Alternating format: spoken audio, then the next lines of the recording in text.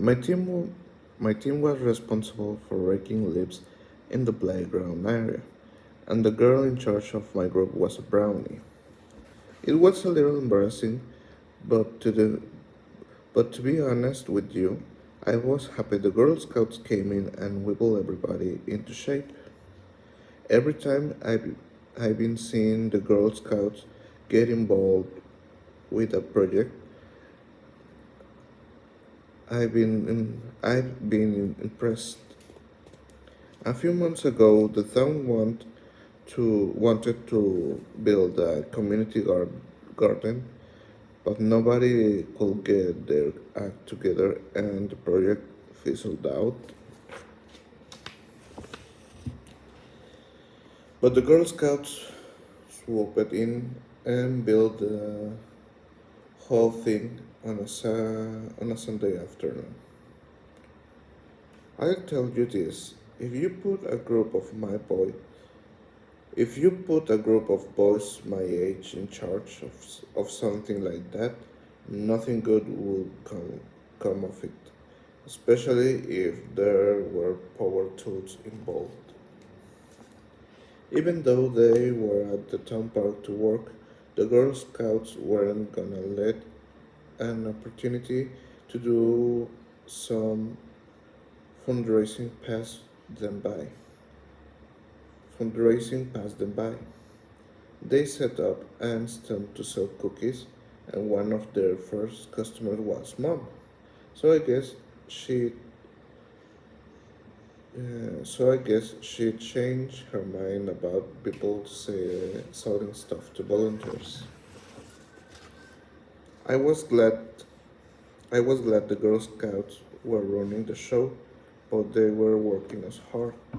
After an hour of ranking, I was worn out and wanted to go home, but it was clear they weren't letting anyone go until the last leaf was bagged. Another person in my group who seems la- who seems a little worn out was my homework buddy Fruit. Other people figured it out how smart Fruit is, and a bunch of grown-ups started bugging him for stuff they usually get from their phones. Through how's the stock market trending? Through what's the weather forecast for this weekend? Through haven't any cats done anything amusing today? I noticed that I noticed that every half hour the Girl Scouts rotated from group to group. So during changing of the guard, I saw my opportunity and took it. I knew exactly where I was headed to, the creek. When I was when I was on the swim team in first grade, Dad used to drop me off at the town pool every day. But the minute he but the minute but the minute he dropped away, I'd run to the creek and catch minnows until practice was over. I always make sure I go back to the pool before Dad came to pick me up, and I jumped in the last second so it looked like I'd been swimming the whole time. Oh, but once Dad came early to watch me practice. But once Dad came early to watch me practice, and I guess I got carried away catching minnows, minnows, minnows. So I ended up getting to the pool after that, and I got busted. Today I figured I'd just take a quick breath down the creek, down by the creek, and then get back to work.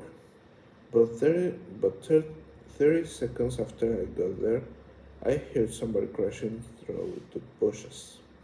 It turns out Fruit had seen me take off from the playground and he followed me. Band, band. Fruit said he couldn't handle all the Fru said he couldn't handle all the pestering, pestering from the grown ups a second longer. And when he saw me leave, and when he saw me leave, he thought I had the right idea. While we were, while we were talking, we heard something big coming our way. I thought it might be a bear, but I was pretty shocked to see that it was one of the community service guys. In fact, I knew this guy. His name was Billy Rodner, and he used to hang out in our basement when Roderick's band practiced. A month or so ago, I heard Roderick telling one of his friends that Billy got caught stealing a bag of sour gummy worms at the convenience store. I really wasn't happy this guy had followed me to my hiding spot. I told him I told Billy he should go back to the park before he goes he got us all in trouble. But Billy said he was making a run. But Billy said he was making a run for it and was never going back to community service. Then Billy started bubbling, bubbling about how when he was little his mom bought a bag of sour gummies worms, a pack, a pack of sour worms for him and his brother to share, but his brother wouldn't give him a single worm and ate the whole pack. Chapter. Billy said the only reason he stole from the convenience store was he could finally have a bag of sour worms all to himself. I was getting really uncomfortable listening to this guy go on, and I was hoping Fru would help me talk some sense into him. But then Fru started with a speak of his own. Fru started talking about how his parents made him get up at 5 in the morning 6 days a week to study of Geography B, and how he's never gotten to play laser tag because his parents say it's a waste of time.